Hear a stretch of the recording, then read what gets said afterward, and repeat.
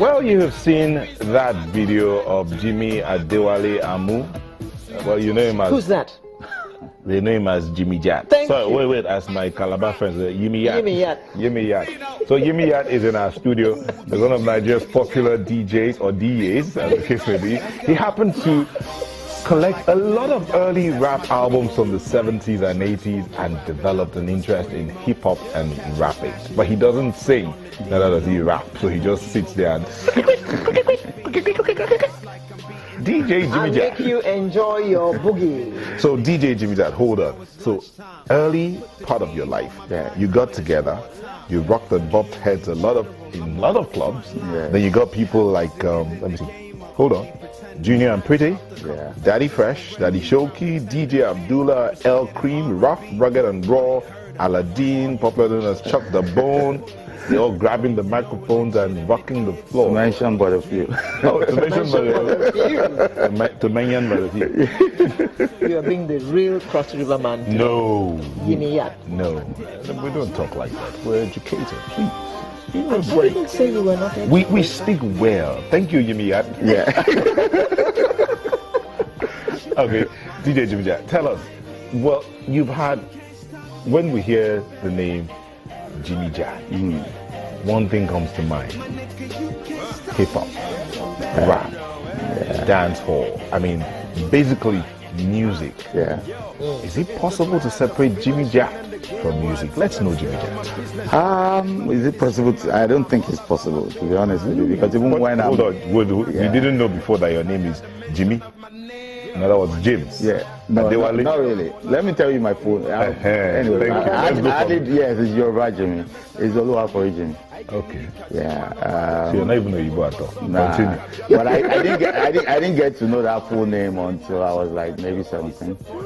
Yeah, because everybody called it was Jimmy in my birth certificate. It was Jimmy that I grew up on. One day my grandmother just called me Oluwafori Jimmy. I'm like, I'm sure you did something wrong. You must have been very naughty. Not really. I was a good kid though. By your full name, then you know you're in trouble. So that's how I got to know that. So I mean, I'm pretty much is my name, but never used it for anything. So I'm just trying now to plant it. Okay. Yeah, just so people know that I'm. Because a lot of times even my own people argue I'm actually from where I'm from, because my name, like Jimmy JATT, doesn't say whether you're from the east, north, or south, or west, or something. It's good for you in Nigeria. Yeah, but I'm so where did the JATT come from? JATT will be initial.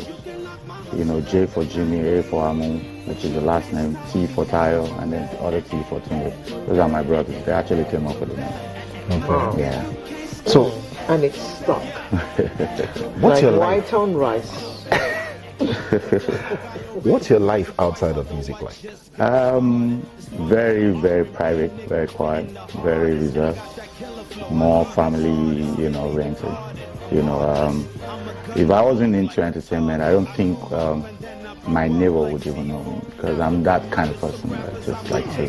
Jimmy, looking at you, one wouldn't think of you as a DJ because you're very reserved, you're very quiet. DJs are normally very upbeat.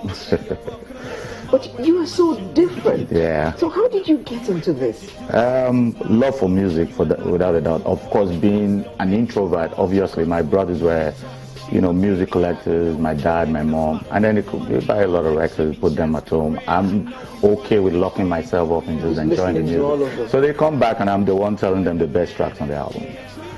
Because I spend more time with these things. So I think it's just the love for music, and just got me out there in terms of, and my brothers were DJing before me, so I kind of started, going out with them. To hear about them. Yeah, no, it was hobby for them though.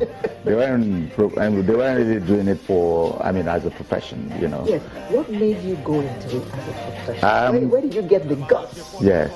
I don't know if I've gone into it professionally yet. Wait. Let me answer that.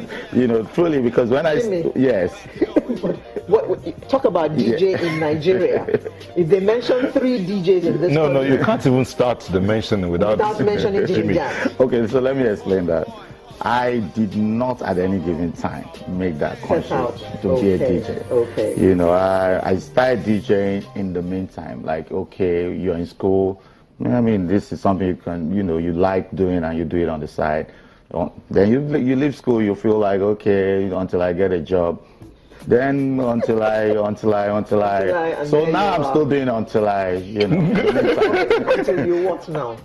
Until I leave the world. Until you become a politician? Are you going to become a politician? Nah. I would gladly take appointment, but I don't think I'll print posters and ask people to vote for me. But you want to serve the people? Yeah, I would love to. Are you not serving now? Yes, I am. Because I take people out of their sorrow. I mean, a lot of times you go to events, people are packed, and some people have come there with, dollar is now ridiculous and they're sad. But before they leave, they're very excited because the music is good. So that's 7 people. There are different ways of serving. Yeah, there are different ways of serving people.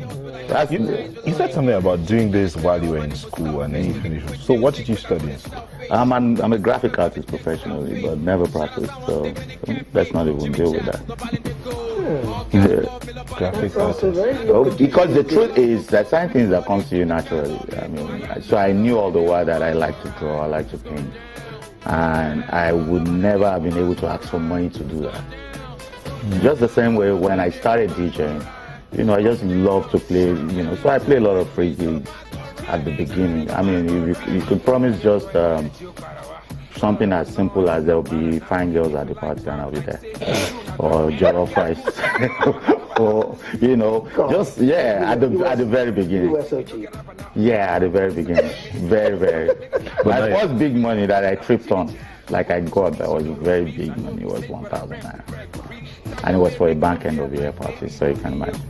How many years ago was it? No, that was, it must have been late 80s sometime. Okay. So 1,000 was big money. No, of course. I think the 1,000 right now might be like 10 million. Maybe like 100,000, At least it was big money then, because considering that the industry standard equipment that we use now, which is the MK2, is hundreds of thousands right now, and that was 1/3 of the money at the time. Okay, now you are in entertainment. Now I would like you to look at the industry. It is evolving. Yes. Where would you say we're at the moment? We're past midpoint, if you know what I mean. So if we want to use percentage, then we'll say just slightly above 50%, because in terms of the quality, in terms of talent and all that, it's in abundance.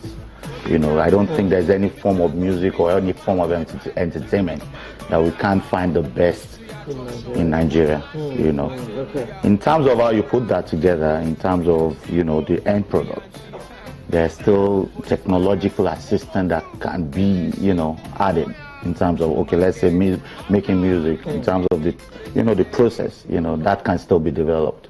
Now, that takes you beyond the 50%. In terms of the business, that's not anywhere near where it should be yet. Okay. That's still crawling. It's still crawling, so that's why I would say maybe it's slightly above 50%. When the business aspect, and we get to that point where, as an artist, your creativity can take good care of you in terms of, your livelihood, then we'll probably say, well, we've gone beyond that. Okay, we'll come back to the discussion. We'll just take a short break and return to Jimmy JATT.